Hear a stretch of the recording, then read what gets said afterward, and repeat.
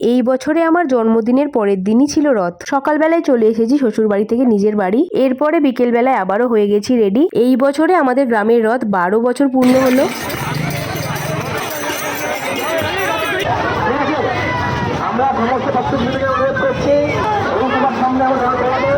আমাদের বাড়ির এখান থেকে আর 2-3 মিনিট গেলে জগন্নাথ দেব পৌঁছে যাবেন তার মাসির বাড়ি। আমরাও পিছু পিছু বেরিয়ে পড়েছি জগন্নাথ দেবকে তার মাসির বাড়ি পৌঁছে দিতে। এরপরেই শুরু হয় হঠাৎ করে বৃষ্টি। বৃষ্টিতে ভিজে রথের পিছু পিছু হাঁটতে শুরু করি। আমাদের এখানে রথে কিন্তু বিভিন্ন জায়গায় অনেক কিছু খাওয়ানো হয়। প্রথমেই আমরা 2 বান্ধবী নিয়ে নিয়েছিলাম গলা ভেজানোর জন্য শরবত। এরপরেও অনেক জায়গায় ভোগ দেওয়া হচ্ছিল, কোথাও লুচি আলুর দম, পোলাও আলুর দম, খিচুড়ি আলুর দম, পায়েস। রথের দুদিন রথ দেখার সাথে সাথেও বেশ পেট পুজোটাও ভালো মতন হয়ে যায়। জগন্নাথ দেব তার ভাই বোনকে নিয়ে পৌঁছে গেছেন মাসির বাড়ি। প্রথমে নিয়ে নিয়েছিলাম ঠাকুরকে দেওয়ার প্রসাদ, তারপরে পোলাও আর খিচুড়ি নিয়ে চলে এসেছি বাড়ি। লুচি আলুর দম, পায়েস এগুলো আর নেওয়া হয়নি, কারণ প্রচন্ড ছিল ভিড়। বাড়ি এসে ভোগ প্রসাদ খেয়ে বর্মশাইয়ের সাথে বেরিয়ে পড়েছিলাম শ্বশুর বাড়ি এলাকার রথ দেখতে। চলে এসেছি চন্দননগরের রথ দেখতে, তখনও কিন্তু রথ এসে পৌঁছায়নি। দুজনে ঘুরছিলাম রথের মেলায় আর খেয়ে নিয়েছিলাম একটু ঠান্ডা ঠান্ডা কুলফি। এরপরেই জগন্নাথ দেবের দর্শন করে রথের দড়ি ধরে চলে এলাম বাড়ি।